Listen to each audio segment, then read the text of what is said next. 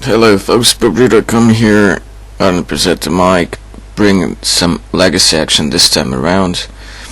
On the top side of the screen, that's Shardless Sultai, and the bottom half is Mud or Mono Brown Big Mono deck, based around Metal Worker and all the big high-end artifacts and such, and Eldrazi's. Well, not so much Eldrazi's. Actually, so he rolled for himself 6, and for me I believe he rolled 9, so I'm starting the first game.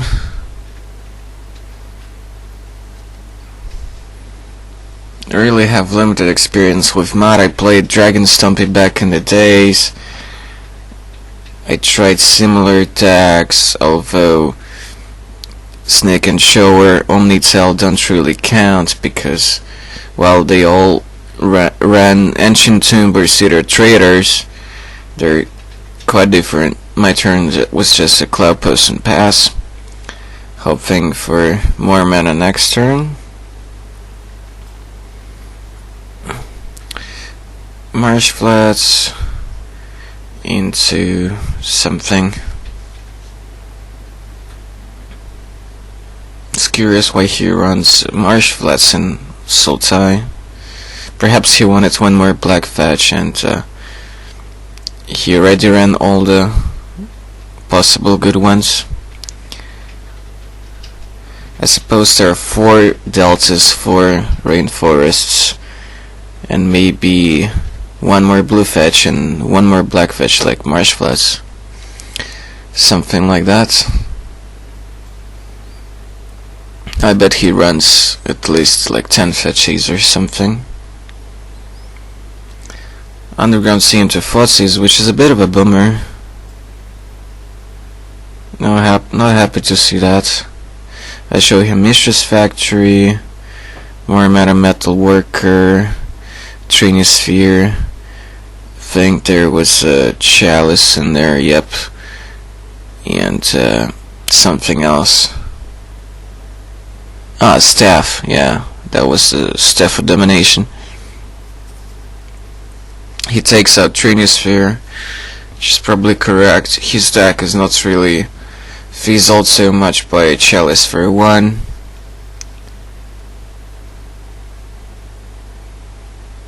Actually I think for the most part Chalice for 2 is much better against him than Chalice for 1, because Chalice for 1 only switches off Thoughtseize, Brainstorm and Deathrite Shaman. So I have now 2 mana and Chalice for 1 comes in. A bit too late to the party. Turn 1 Chalice would have been much better. The thing I somehow forgot with the mod against Shardless was that I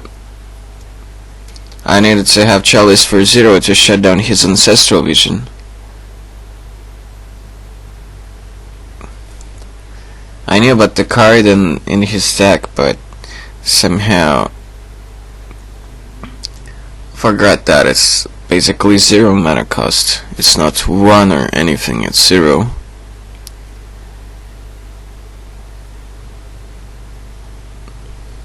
Chalice for 1 does impact his draws and his gameplay, but not as much as Chalice for 2 or for 0.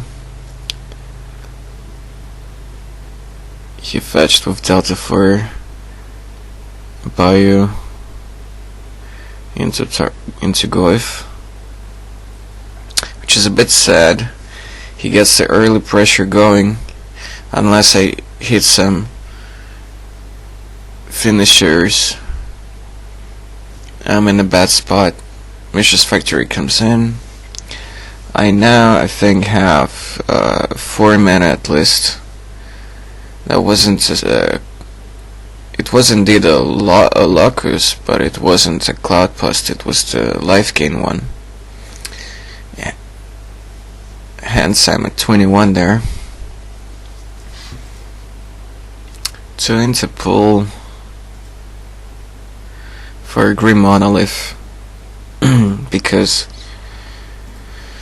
somehow I thought that Chalice for 2 would actually be a good thing to do here. Well, I think perhaps Monolith into Metal Worker plus Chalice for 0 would have been way better play. Way better play. Well, I wouldn't need Grim Monolith for that. I suppose what I was trying to do is to do something about Abrupt Decay, but it can't be countered. The thing is, I play with Abrupt Decay myself in many formats, so quite a lot, but not so much against it. And that clause barely ever comes up, like for my part, but in Legacy it's such a huge thing. And Chalice does not say that like you just can't play spells with cost 2, it just counters them. And Decay doesn't care. Suspend Vision here after cracking in with Tarmogoyf for free. Untaps keys.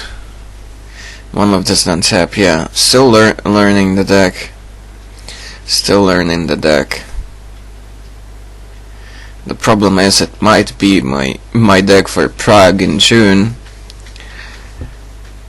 But I make so many mistakes with the decks, with the sequences, that I'm not sure that I wanna run this kind of a deck, which is not really digestible for me as much for such a big event like Grand Prix. So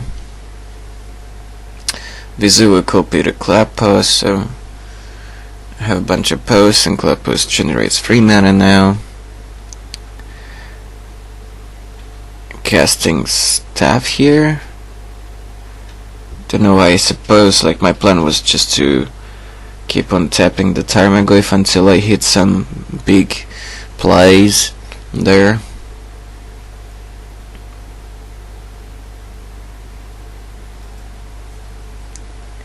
He's stacked on 2 lands, which is good. If I draw into Lodestone Golems or stuff like Trinisphere, I can really slow him down.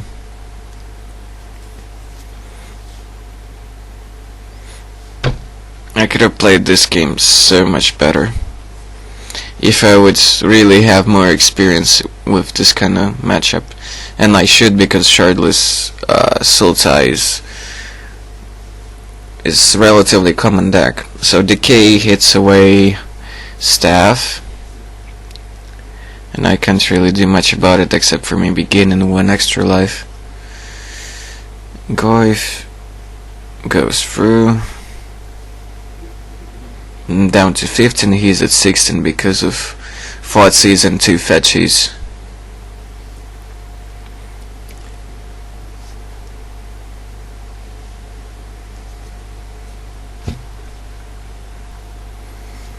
Of course, stuff like Abrupt Decay is really annoying for this deck, destroying all the delay cards and potential combos with Metal Worker, like Metal Worker plus Staff.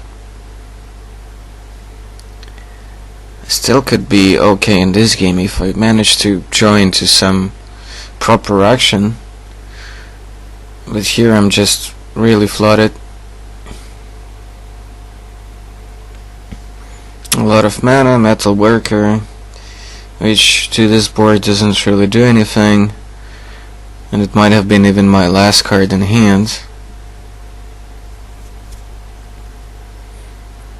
I still have Mistress Factory to block Goyf at an emergency, but not really eager to do that anytime soon.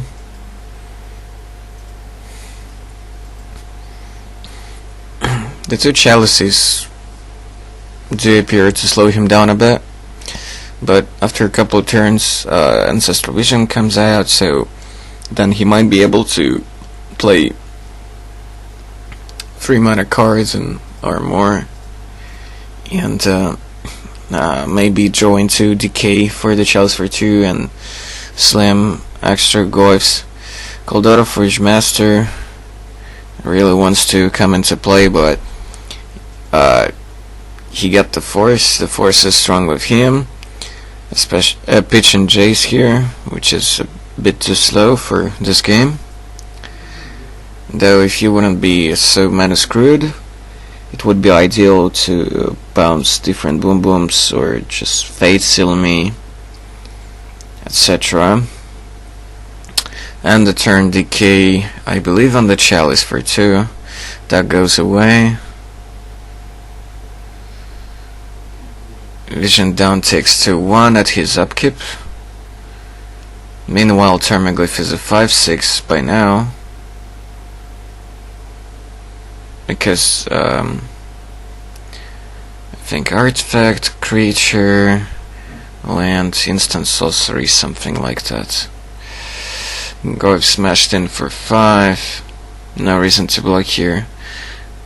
Now he can cast a Strix, because the Chalice for 2 is gone. Next turn he has Vision coming out, so that's a thing.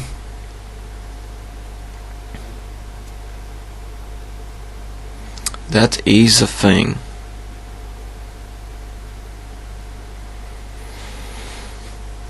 Strix is also annoying for me, stopping all the big stuff from me.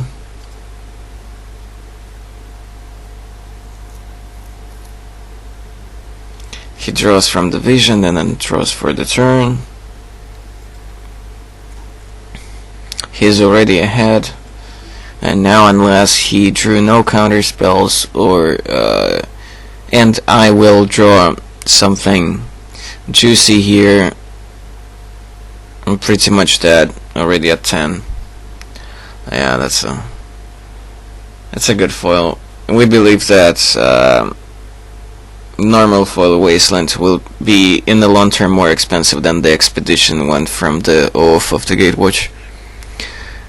Slams in with both. I think I chump blocked the Goif with the Metal Worker, which doesn't matter at this point. Mishra's Factory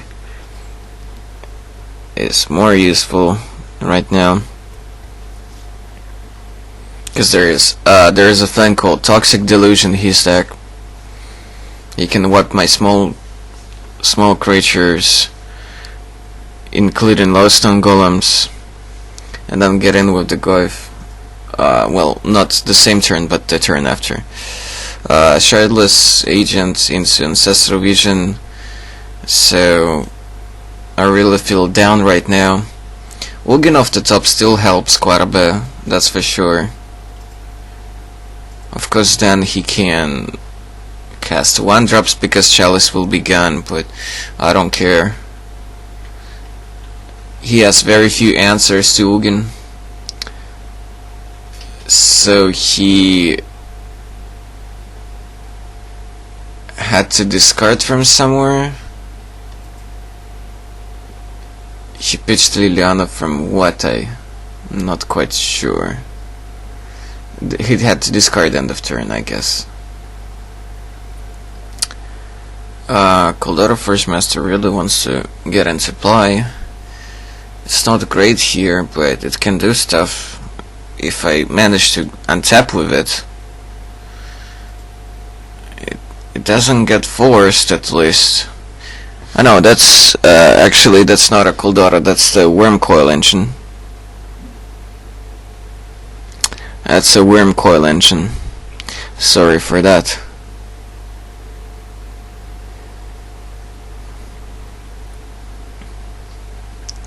So it's a 6/6 lifelink Death Touch, which falls apart into 2 free tokens, one with lifelink, one with Death Touch. Goif and Wormcoil trade,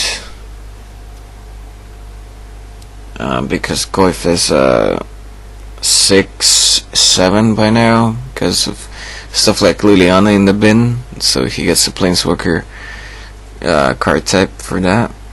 So I get a couple of tokens. Then he follows up with another Goif at the second main phase.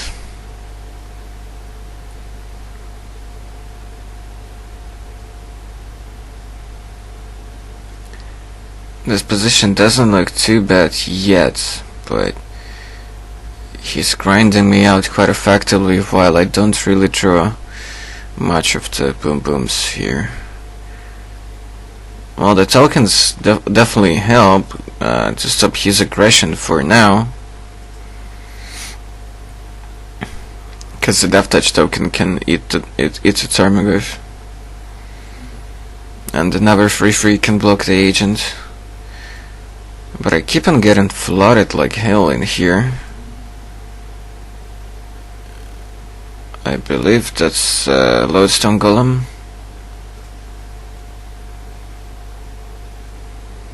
Which is quite okay to this board, but I mean it's better than just another land or a Mish's Factory. But this wasn't something I was looking for here.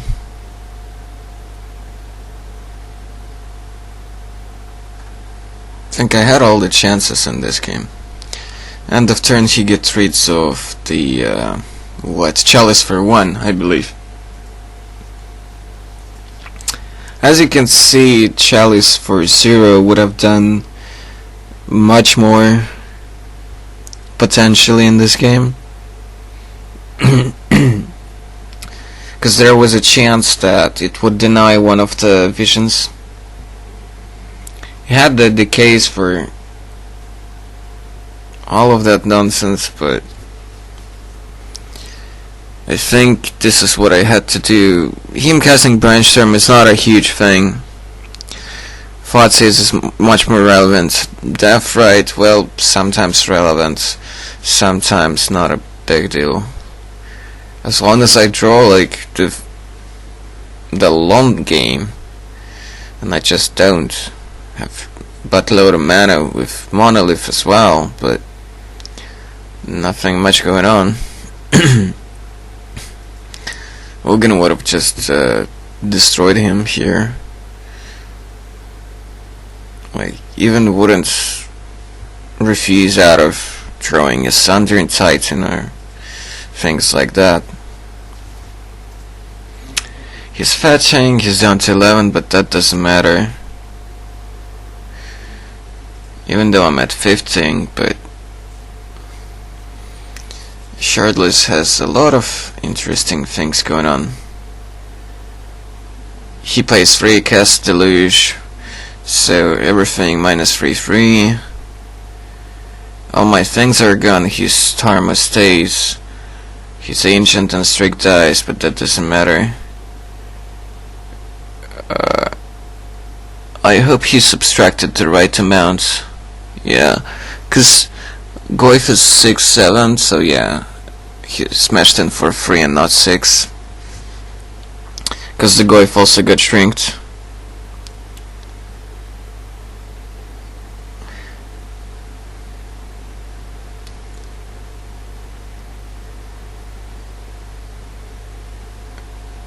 Smashes for 6 again. I'm down to 6. I know, like, we last minute decided that no, like, falling to 6 here is not a great idea. Would rather jump with a factory now. Has a wasteland here, though, but that doesn't matter a whole lot. We had some shenanigans going on with the webcams. They were not really eager to cooperate as much, but I'm not cutting this just because there was some stuff going on still. Particularly him casting a Death Ray Shaman, plus this stuff, like, is very easy to fix. Meanwhile, I can explain some stuff. So, for example, mentioning what kind of card would be actually great for me to draw here. Not just Ugin. It's hard for me to see now, like, how many cards he had in his hand. During the actual match, I was asking him a bunch of times. So, Sundering Titan is fine. Ugin is fine. Spine is fine to break his Goyf, for example.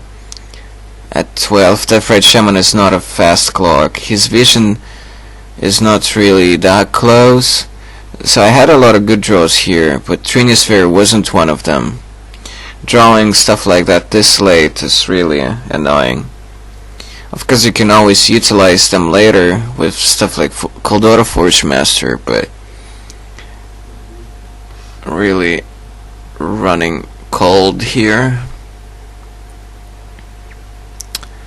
He hemmed me, pitching like a land. That proves my point that I was really flooding here hardcore. One turn to Drogan and Sautugan, it's another damn land. Because I had just one turn, regardless, to draw something like Hugin, because Death Rite will finish me off if I keep it alive. Basically just in 2 turns, because he would activate it at the end of mine, and I would just fall down already to 4.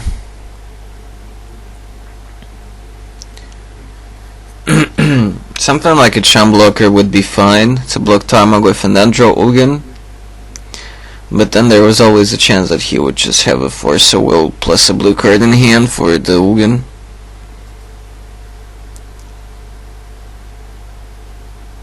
Very casual atmosphere, as you can see by the my background. Well, it was this kind of match where we not only wanted to playtest the mod for me and teach me a few lessons about it against mid-range decks like Shardless, but we were having a nice conversation as well. After all, we had teammates. Probably going to Prague, as which I mentioned already. Giving myself a small present for a birthday, basically, because it's in June. It's after my birthday, but I decided that instead of being a nice guy and a nice son and visiting old friends and relatives, which I just visited during New Year vacation, so I'd rather go to an extra GP in June, because I would see a bunch of old friends there anyway, and I'm not a caveman, so I do chat like with anybody important in my life over Skype and other matters, other ways. This is still before sideboard, just to grasp a few more games, because I don't have a proper feel just yet how exactly to board. I'm starting with a post. He's with a catacomb. His mana base is weird. So he runs catacombs as he should. Does that mean he runs 13 plus fetches? Like 4 catacombs, 4 deltas, and 4 rainforests? Something like that. And 1 marsh flats at least? Could be. I bet there are very few lands to actually fetch in his deck. Turn to Monolith into Trinisphere, which should buy me some time. Off of the Cloud Post and the Mistress Factory. His turn 1 was just Suspended Vision, which is now at 3. Turn 2, Creeping Tar Pit. Monolith doesn't untap, but the crucial point was getting Trinisphere out as early as possible. I suppose this is why he played Tar Pit, because he didn't have any other play anyway that turn. Bayou joins the land base for him. 3 into 3 mana Death Rite, which is astonishing to say the least. More posts on my part, so now I should have 3 mana, I believe.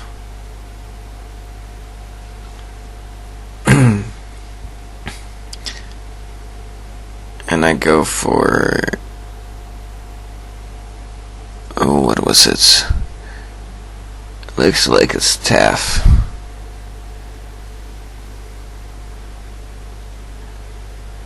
Looks like a staff of domination there.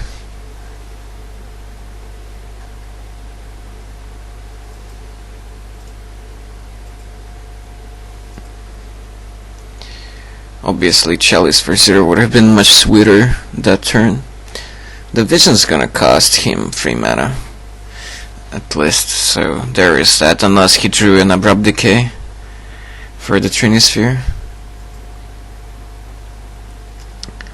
He just passed the turn, so I guess he didn't really have to play anything there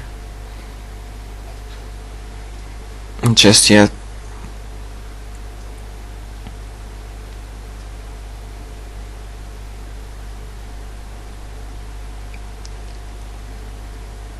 He goes for 3 mana end of turn, Abrupt Decay for the Trinisphere, so that he can cast Visions for cheap, for effectively 0 mana. End of turn he exiles the Abrupt Decay to make me list him, because why not?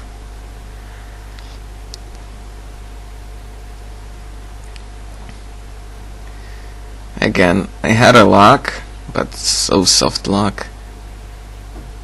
No good follow-ups.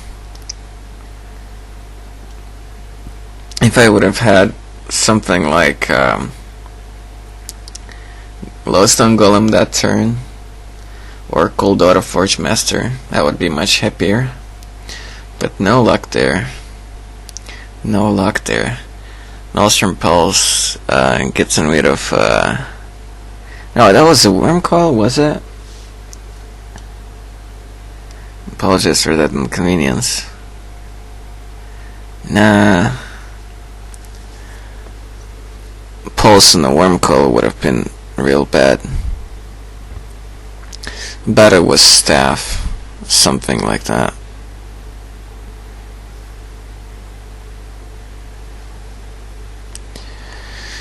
More pose, this time just gaining free life. But now I have access to huge chunks of mana. Yeah, it was Staff, and I could have drawn a card off of it, now I remember. But I decided to untap Monolith end of turn instead. So that I have a bunch of mana next turn. A Lightning Graves Resolved, that's the equipment that gives creature haste and shroud. Then follow that up by Cold Aura. He could still have something like Abrupt Decay here, but he doesn't. Instead he just forces away the Cold Aura with Force Pitching Brainstorm. So there is that. That's fine. And that's fine. Not great, but I can live with this. Still got Greaves, so any big boom off the top would be doing a lot of work. Chase coming down, that's the annoying part, but he decides to brainstorm there, while perhaps I would have Fate Sealed. Perhaps he just wanted to join to Force or Decay or something like that.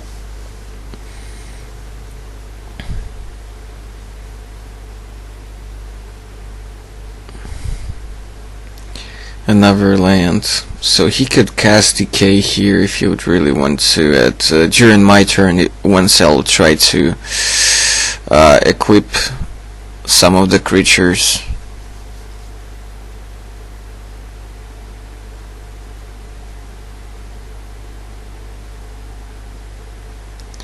Fetch is out now, because he doesn't want to go too low on life, I guess. And he still has 2 mana without the fetch because of Deathrite. Really tricky spot here, really tricky spot.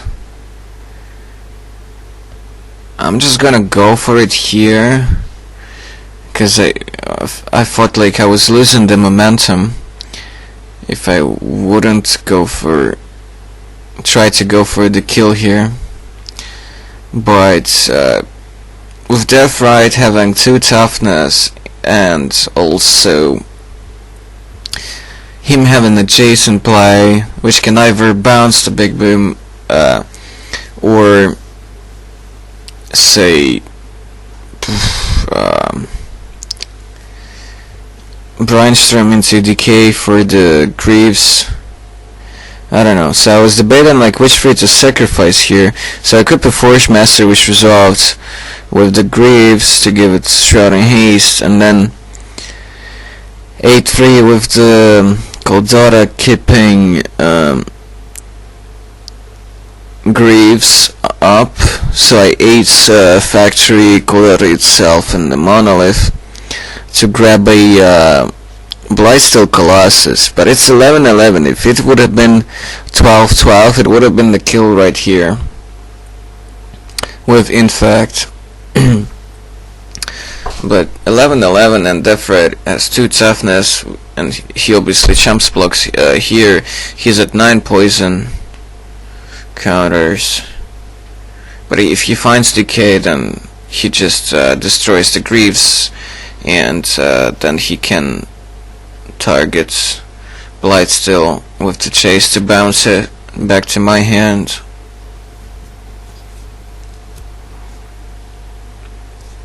I don't know, like, what else was a good thing to play here. And he did draw Prep Decay, which was real sad. Also in the process of that turn I ate Mishra's Factory. Some kinda short run mana, although I can still cast a lot of the spells with double Cloud Post and another post, so 7 mana next turn. He Shardless Agent into Brainstorm.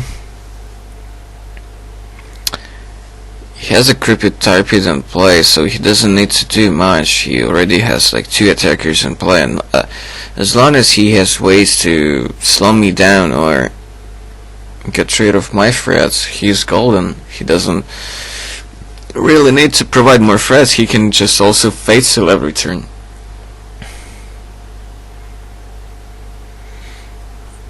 I suggest another Forge Master, which he quickly counters with a Force of Will pitch, and I think another Brainstorm.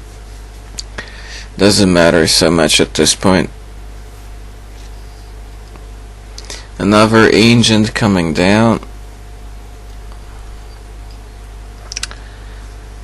Cascading into Ancestral Vision, so more gas for him.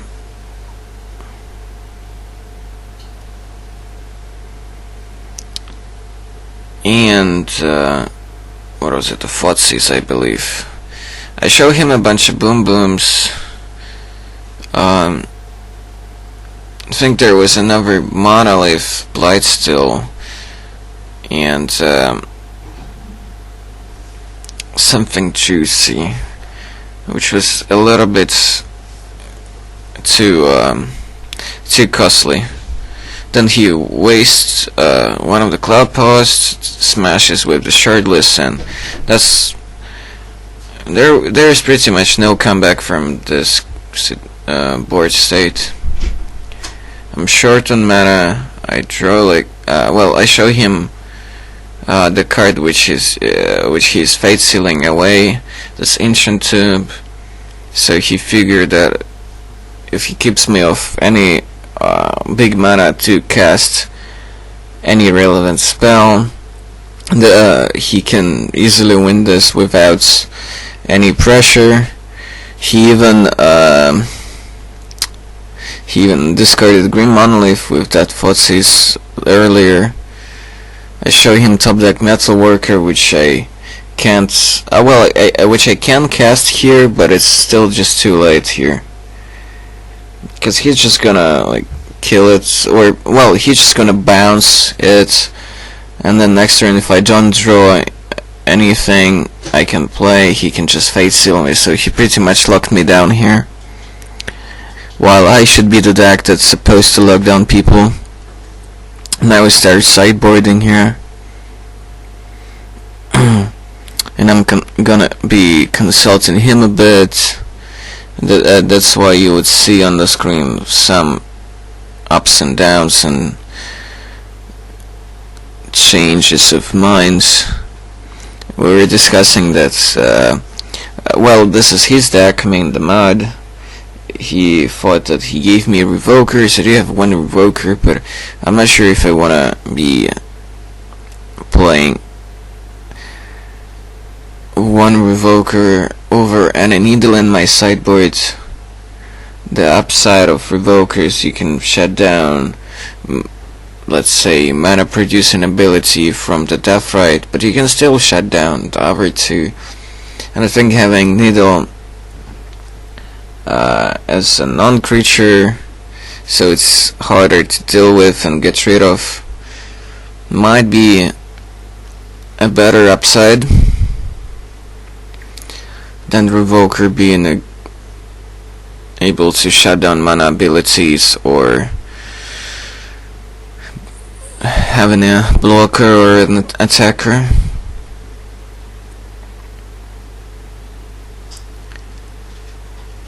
You'll see his sideboards, I think, after the match, because mine is more complicated. So we're thinking about some copies of Needle, Staff of Nin, not bringing Internal Amethysts, because that's mainly for combos. Maybe bringing 1-2 Wretched Bombs there. And there was something else, so yeah, Allus Dust, indeed. Just an extra way to wipe his board with all the nonsense, including Jace and Liliana perhaps as well.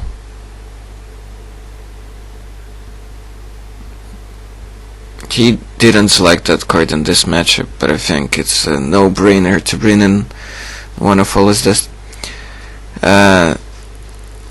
So we cut down to 5 cards, thinking that one needle probably is fine because it's tutorable with Cool Dota. Blightsteel is not for this matchup, it's just too heavy for a matchup where he has so much interaction with me. Between Deluge, Chase, Decay, Counterspells, Thoughtseize. On the other hand, it's interesting matchup because there's a lot of real magic going on, back and forths. Taking out Blightsteel for sure. Then we concluded that I should be taking out some copies of Metal Worker because it's just first target for anything, in particular to his decays.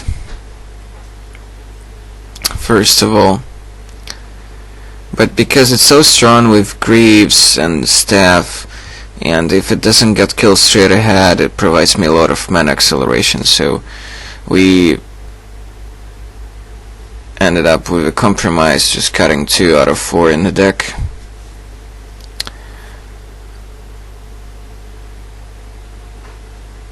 Another card was difficult. Yeah, so we're taking out Platinum Angel out.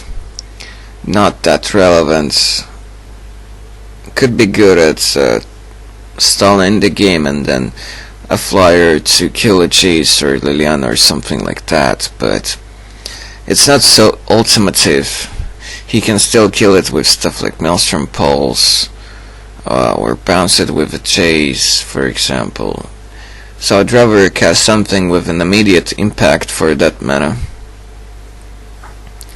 It's Platinum Angel is played here over Imperium, the 8/8 for 8 with a similar ability, simply because Infect is a good deck in Legacy, and it's more played than decks like Burn. So while Platinum allows you to stay alive with little amount of poison counters, Imperium doesn't allow that.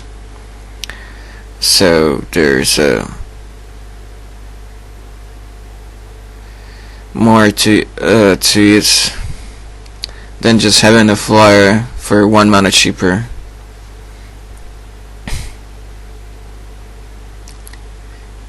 either dies to swears to plowshares, well, not dies, but gets exiled, so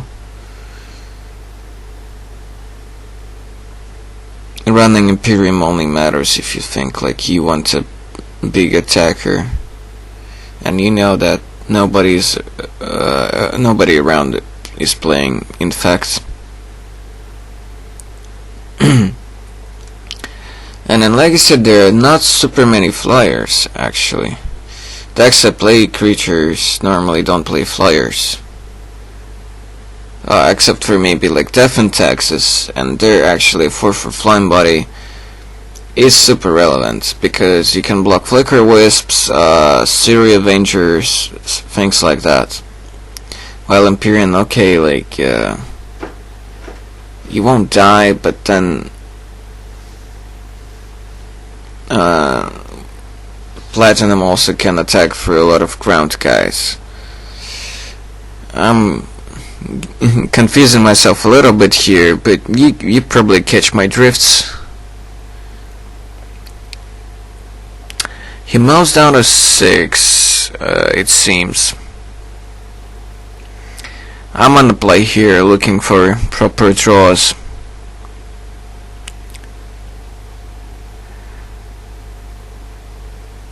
Getting 1 life here. Well, actually debating which one's better to play here. Stuff that I always forget is that land comes into play untapped, unlike the other Locust, the Cloud Post.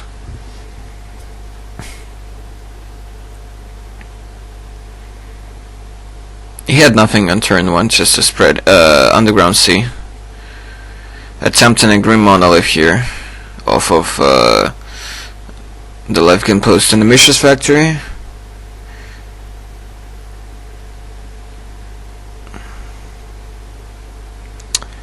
Monolith resolved, but I didn't play anything off of it. I guess I just wanted the extra mana. He cracked Catacombs for Bio and decays away the Monolith.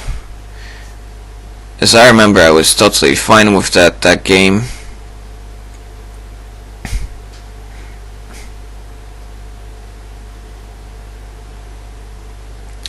Cedar Traders, now I have 4 mana and Chalice for 2 to try to stop him from laying down Goyfs and Streaks and etc. I don't stop DK, but Goyf is how he wins against me, with support of the rest of the deck.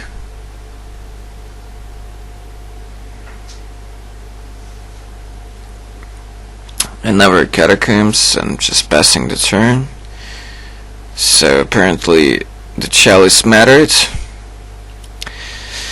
Cedar Traders would go away soon, but that doesn't matter. I still have at least a couple lands in hand. So taking money into pool and getting a bit tricky, attacked with a Mishra, and then City goes away because there's no Cloud Post coming down. He on the turn brainstorms, looking for more action or Abrupt Decay, so that he can dump some Goyfs into play.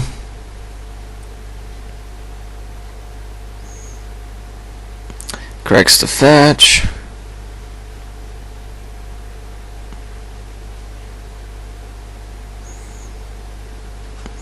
The weird thing on the left at my side is just a bunch of pans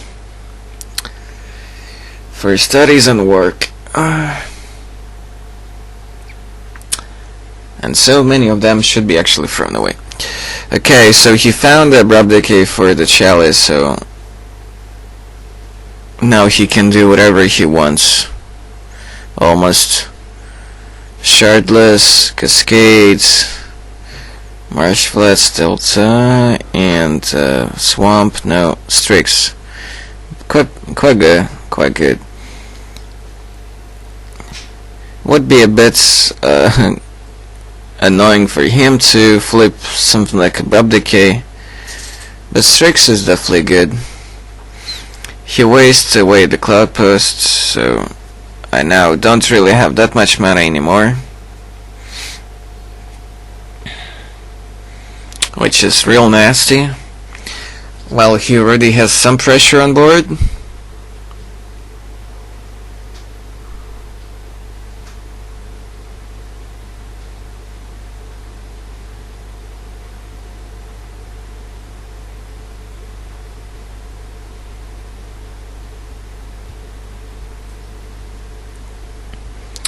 Getting a couple of lives. Doesn't matter so much. Here, just I know it was. Yeah, it was visible. It wasn't the original one. Copying the original. Taking 3 damage here. That's fine. His thought seizing me, which is real great for him. Show him some mana, cool Dota. Still Hellkites. The land was Mishra's factory. He takes away Still Hellkites, which is actually not that insane against a board containing baleful Strix. I crack the mana that Forsack gives like to Carla so that I can cast a Forge Master this turn.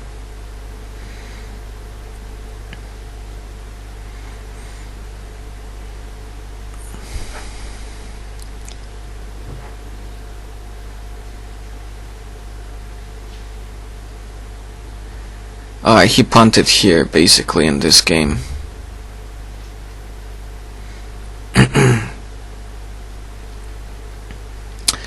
He actually kinda punted it here in this game.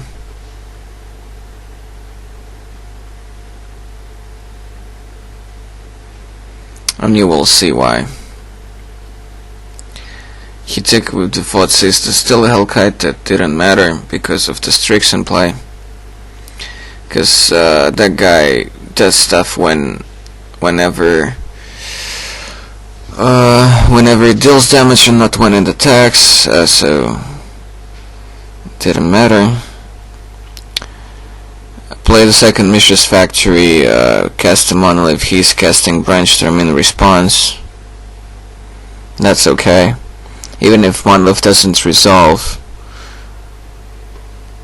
I can still activate Kuldara even if he draws, I don't know, Abrupt Decay. That still doesn't matter because I just activate two Mishras and still activate Kuldara. Even though he has Vision, but it's 3 turns later. And I guess you know which target for Kuldara is at its best to this board. I'm kind of consulting him like what to eat here because it's his deck and he knows more perks about it. We decide that Forge Master, if I keep it, it's not gonna do much, but keeping a spare factory would be fine. So the question is between eating both factories or keeping Forge Master, but I do want some mana for later if things go wrong, and Kuldara would be just a 3/5, which is fine, but nothing to be super excited about. So I ate the Kuldara together with Monolith and the factory. Get a Sundering Titan and blow up all his lands, because I can choose Swamp Forest Islands and kill all 3 lands.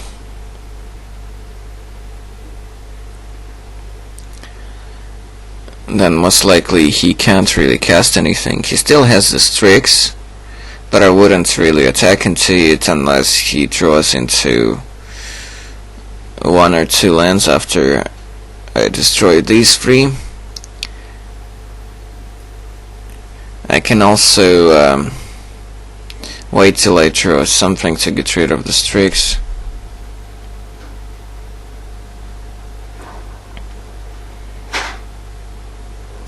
So yeah, everything what I meant happened.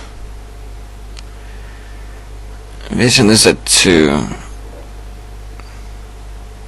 but it might be too late at this point. Well, yeah, we're figuring out that, yeah, if I attack, you just block with Strix, and that's not great.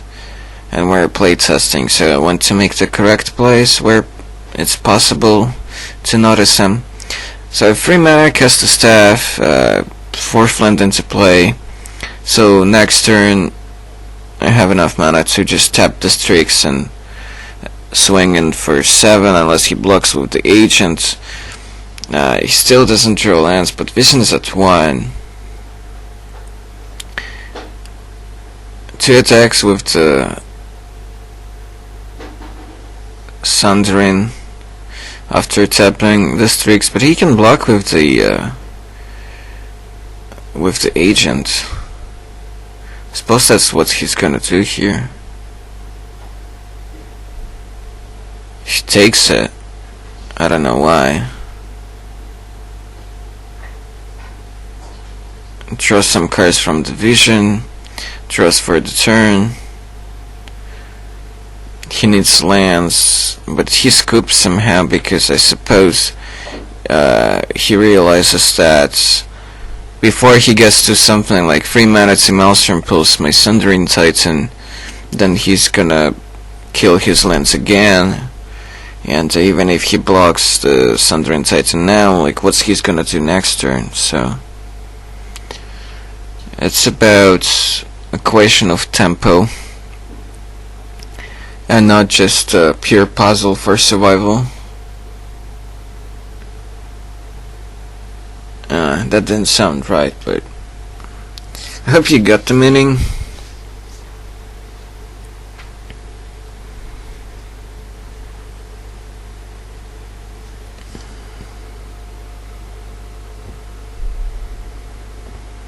Just noticed that not all the pictures on the capture screen are exactly straight. I'll follow like some frames or overlays for these matches. Possibly should do that. I don't know why. I never felt like while watching somebody else stream that the overlays were adding a lot, unless you really have a lot of gaps for the stats and different titles and scores and so on. If you have a lot of information to input in small boxes, then your overlays definitely make sense, but otherwise I never saw that as a great addition visually.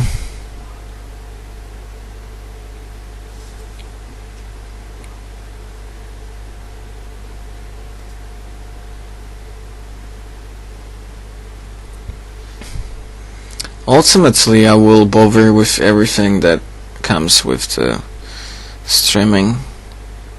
I have an overlay, but to make it worth it, I need to use all the spaces. Underground Sea and Sufotsis.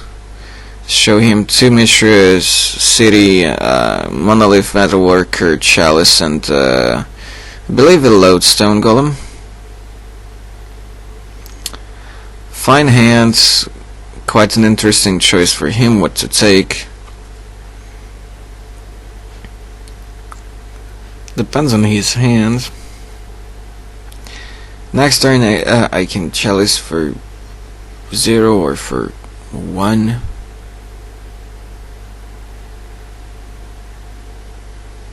But I don't know if that helps.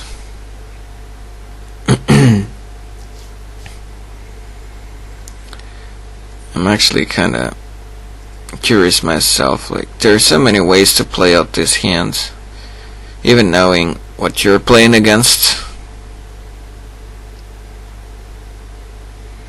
Of course, the sweetest play is to CT Monolith Metalworker, and then, I don't know, hope for the best, hope for no decay, and then get a lot of mana, stuff like that. It takes out Monolith, which I think is the correct decision. That buys him the most time and slows me down the most. CT into Chalice for 1, I believe. Though I'm not sure if that was the correct line.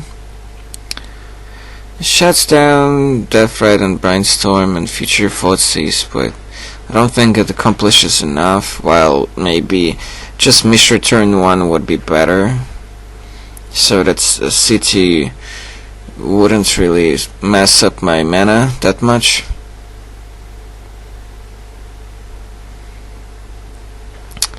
That's Metal Marker coming in.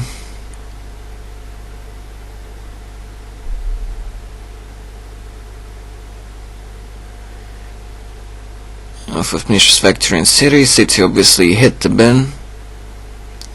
Goyf is a 3-4 now. Definitely bashing.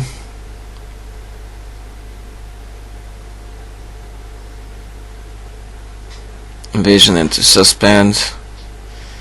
Nasty, nasty to Resty.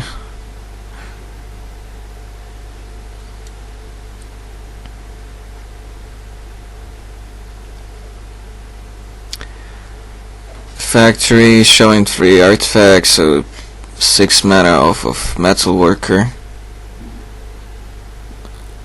Which is more or less good.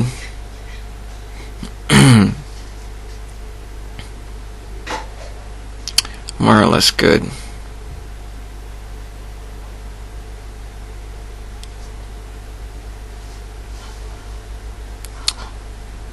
Thinking how to utilize all this abundance the best. I think it's Lightning Raves and Coldota, which gets forced, and he pitched Brainstorm.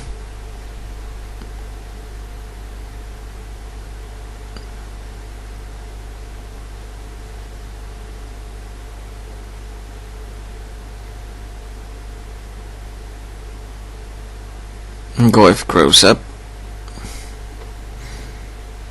because of an artifact in the bin. No, there was one already. Because the creature hit the bin.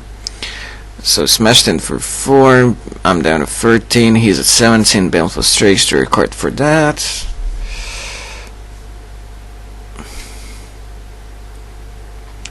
Strix is annoying because it stops a lot of the stuff that I could potentially do.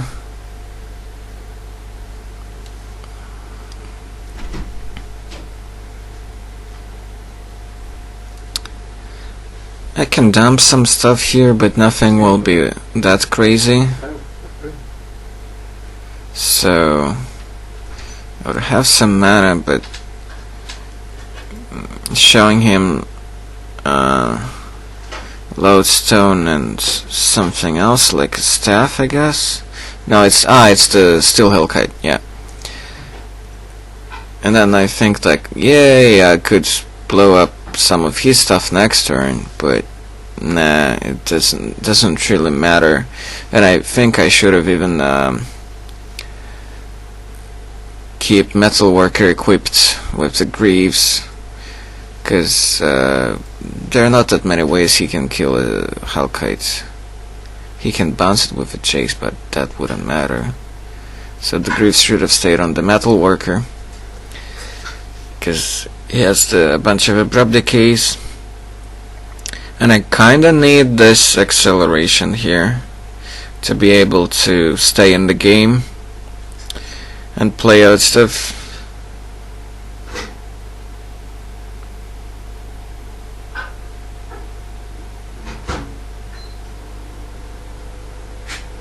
Smashes in with the Tarmogoyf, which is now a 5-6, and can't really block it with the Hellkite, really, because Hellkite is just a 5-5. I can pump it, but oh well. Sylvan Library comes out on his side. Vision is coming out in a couple of turns as well. I'm at 8. But now if I just don't do anything, really, I mean, not attacking with the Hellkite, he can't really attack either with the Goyf at least. Showing Monolith and Lodestone, casting Lodestone off of Metalworker. Then I'm thinking that's like, yeah, I'm good, but no, I'm not good, so quickly take it back, because the Hellkite triggers only when it does damage. And that's not gonna do damage because it's gonna be blocked by the Strix and die. Yeah. I guess it will be too broken card if it would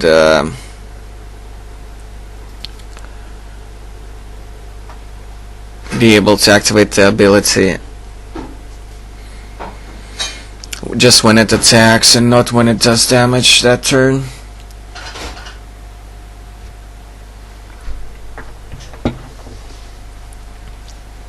So nothing much I can do. Just staying on defense. Hoping at least to the Tarmogoyf, but he's never going to attack into it.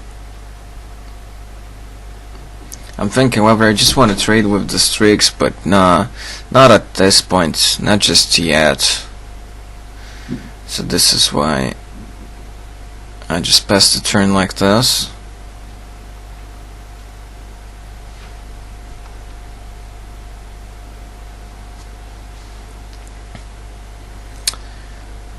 Visions at 1, activates library.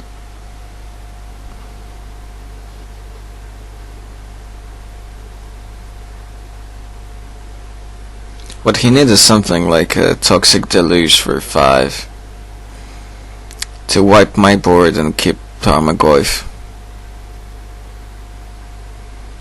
He would fall down to 8 here after Deluge, but that's okay.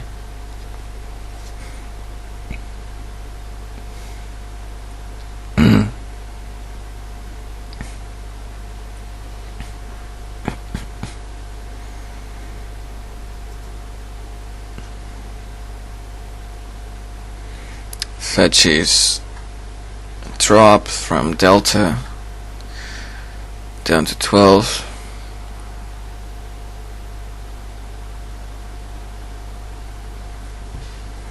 Really need to draw some of the boom booms, so I have access to 5 mana at least next turn, potentially 6. Maelstrom Pulse away the Greaves, just so that I cannot, I don't know, go for like Wormcoil Equip.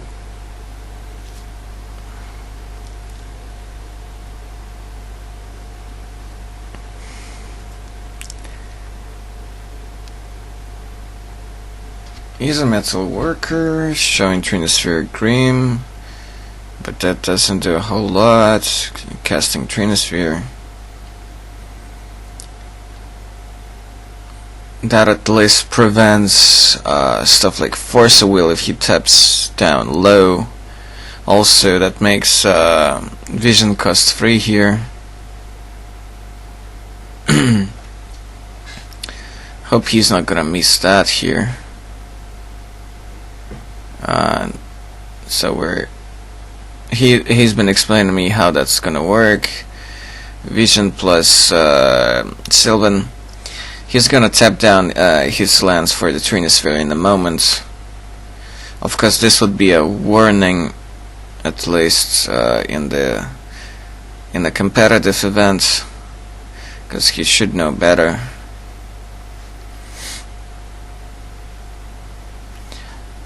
So basically how it interacts, he draws 3 from the visions first, and then he looks at 3 more from the library. And among those 6, he can choose to put 2 back or draw extra. Because apparently the way it works, so yeah, he taps the 3 for the Trinisphere. Apparently how it works is library checks for all cards you drew that turn at that instant when the library resolves, so it adds up with the vision. Or let's say extra draws like from Dark Confidant, I believe. Correct me if I'm wrong. Suspends another vision, and he can do that through Trinisphere because he's not casting that spell yet, just suspending. Just passing the turn. Things are getting complex here. Yeah. Think that he should pay extra, but no, he doesn't need. Actually, he should have. Yeah, he couldn't suspend. No, he should have paid 4 for the visions last turn, so he couldn't actually suspend the visions. So this is what we missed, because there was 1 lowstone golem involved. So he should have paid 4 for this visions. Well, eventually it's not gonna matter. Eventually it's not gonna matter.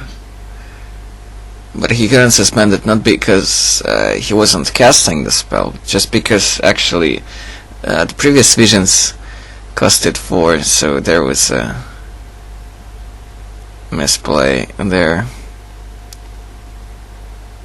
It's a silly mistake, but to be fair, it's easy to miss that with such a long game that so many things can happen or are represented on board, so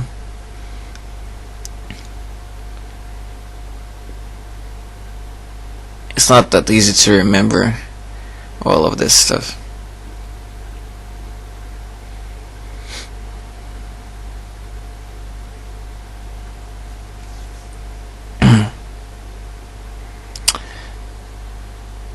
Basically, it doesn't matter a whole lot here because his visions could have been suspended at some later point.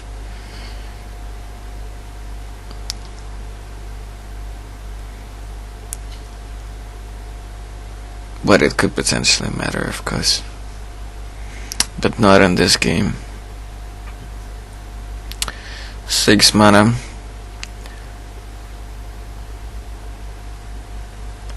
Guess what? With 2 lodestones in play, that's Chase, which ended up costing 6.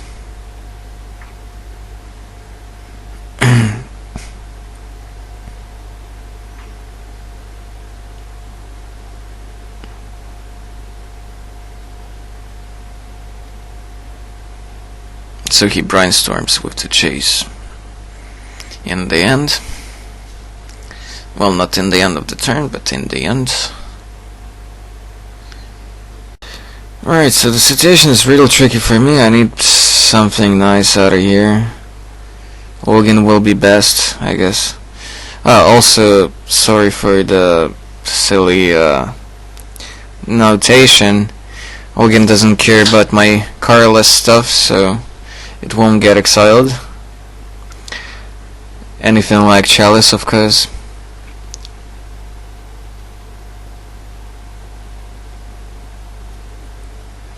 So the purpose of this recording was for me to play test the deck, for my friend to actually teach me how to play this deck better, and also I don't mind any comments or feedback from you guys on if I missed any potentialize or any ridiculous mistakes, because I need to know that. Since there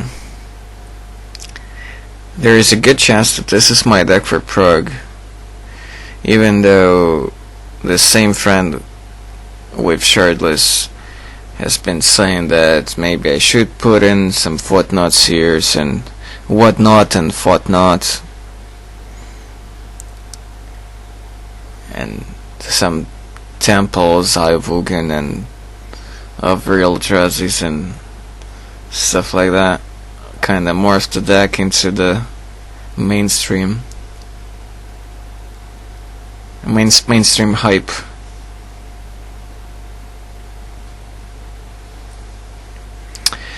Brainstorm. No, that's library. That's first library, I think. Yeah. He didn't use the chase just yet. Anyways, like, he brainstormed last turn, I think. But with brainstorm again, like, he sees one more card. Free. That's because of the Trinisphere. Shardless Agent is an artifact, so he doesn't pay extra for lodestones.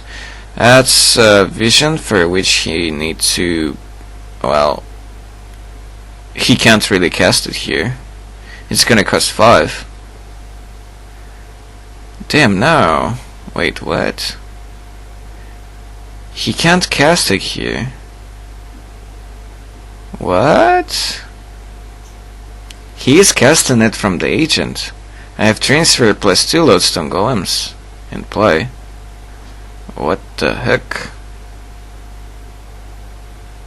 Damn. Did that really happen? Okay, well, at least I noticed it. At least I noticed it right now. One of the perks of commentating on the versus style matches afterwards, because you get to save up some embarrassment by just pointing it out straight ahead. Third lodestone. Guess what's gonna happen next turn? On his turn, I mean. So the visions shouldn't be in suspend right now, and then he shouldn't be able to cast this other vision because it's gonna cost 5. Because he actually casts it from the agent, not suspending it.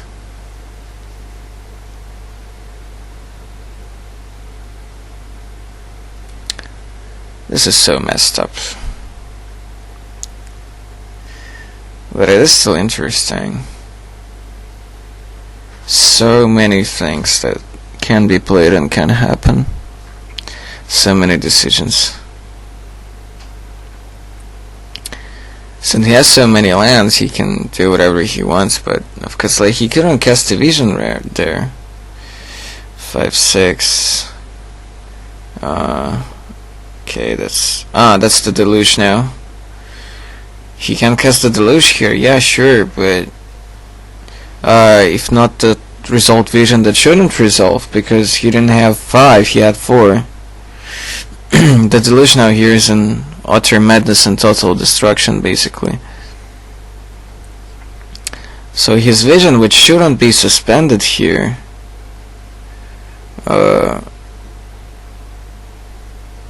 simply because he didn't have even 1 mana to suspend it that turn.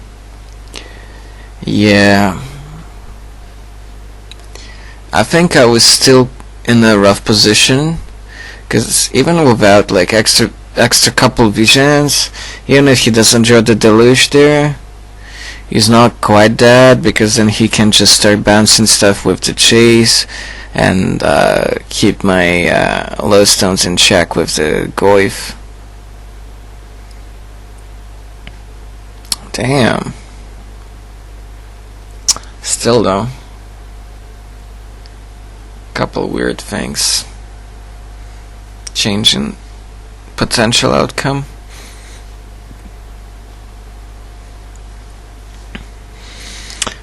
Decay in the Trinisphere, so that he doesn't need to pay so much for the vision next turn, which shouldn't be suspended, etc. Don't worry, guys, there will be one more game after this, less stretched out and less awkward. Catacombs, yeah, he can cast whatever. Just a couple attacks with a Goyf and that's about it. Even if I play one blocker, that's not enough. He's at 5. I have basically 5 Mishra's Factories in play because of 2 original ones and 3 Vesuvas. But he's at 5. He's at 5. Abruptly he can't kill Mishra's Factory because it's a land. He brainstorms here. Or thinks about a brainstorm at least. No, yeah, he can't cast a brainstorm because I have Chalice on 1. Yeah, this game is so ridiculous. So ridiculous.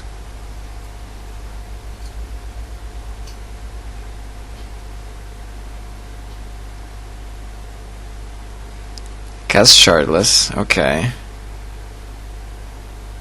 Cascading, Force, and the Goyf. The perfect.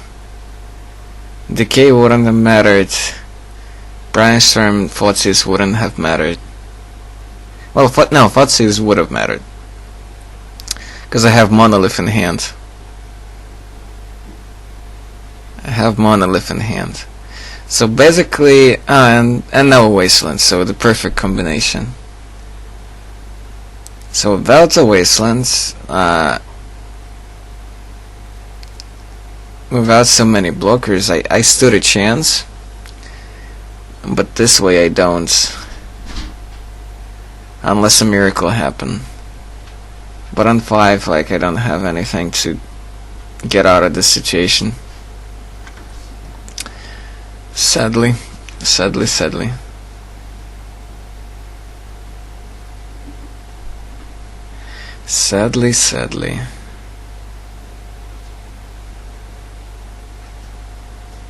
So I show him that, like, yeah, I could have Monolith, 3 mana, activate 3 Mishras. But, yeah, nope. More lands in the Chalice, that doesn't matter by now.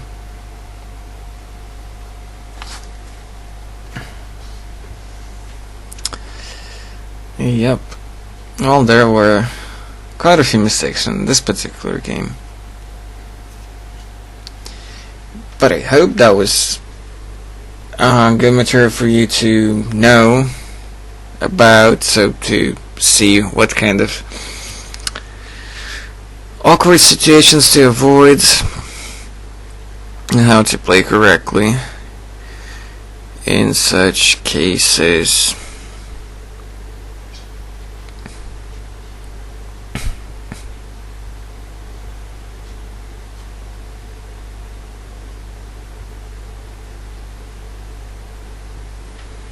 One more game.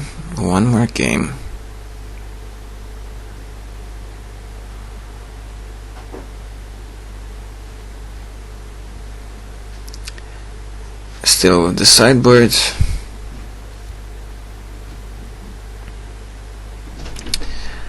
Yeah. My draws have been less than optimal with the deck. Obviously, there are some drawbacks of not running Chromox. Apparently, this is a thing of the past, unless it's some crazy deck that still technically exists, but also can be considered a thing of the past, like Goblin Belcher, for example. Keep my hand. Ancient Tomb into Green Monolith. Monolith into Trinisphere. Very good sequence, I suppose. Pretty damn good. I'm trying to figure out like which way to play Sam so that it looks appropriate for you. He's just Caribbean Torpedo. Go. That's the animate lands.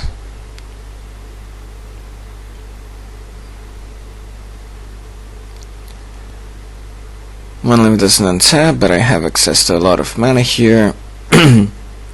Because of Trinisphere, he's shut off for a couple turns. Well, at least for one more turn. Taking more damage, Shardless for 1, so there's nothing much he can do. Vesuva copying Ancient Tomb, so next turn I can cast more nasty stuff. More nasty stuff and more. Still can't cast anything. Untap skis. World of Pain. That's Cloud Posts, I believe. Passing the turn, I think. Land number 3 from him. He can cast some stuff here, but I'm not over concerned. Because there would be nasty stuff coming down next turn. 2 Ancient Tomb hurt quite a bit. And I didn't play anything that turn simply because my plan was to untap Monolith and have a lot of mana and do some nasty stuff. He fetches out a Bio, perfect for me. Sort of. Well, Maelstrom Pulse on the Shardless for 1, which is kind of weird. I guess he was freeing up some path for Brainstorms for more lands or Thoughtseize to be able to get something out of my hand and Brainstorm to dig for counter spells. Ancient Tomb, a lot of pain. 3, so 7, 8 mana. Sundrain Tea. Dropping some base. More lands. He's left over Tar Pits, for which I have the Spine for next turn. Drops down a Swamp, which is fine. Not many things he can cast just off one Swamp.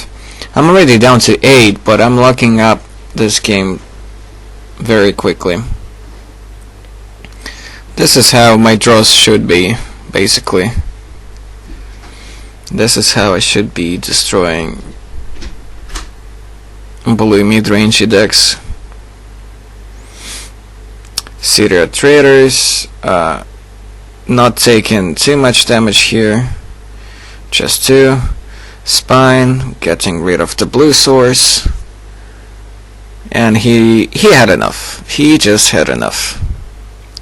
He realizes that it's just a matter of time, just a couple attacks or something before he would be pretty much dead. So there you have it, guys. Don't forget to subscribe,